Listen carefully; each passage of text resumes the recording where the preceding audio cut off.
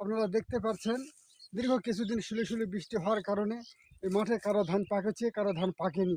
এই জন্য কৃষকেরা খুব ভোগান্তির মধ্যে পড়ে গেছে।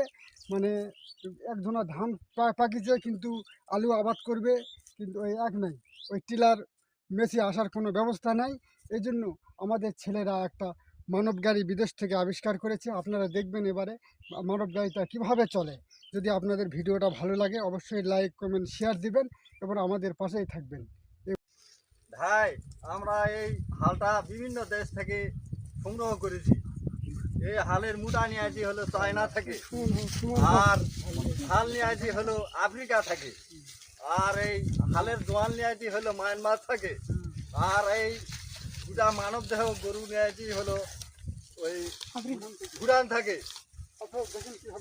আমরা দেখেন কিভাবে হালটা চলে, দেখেন টিলার মেশি কোনোটাই পারবে না এই হালের সাথে দৌড়াও।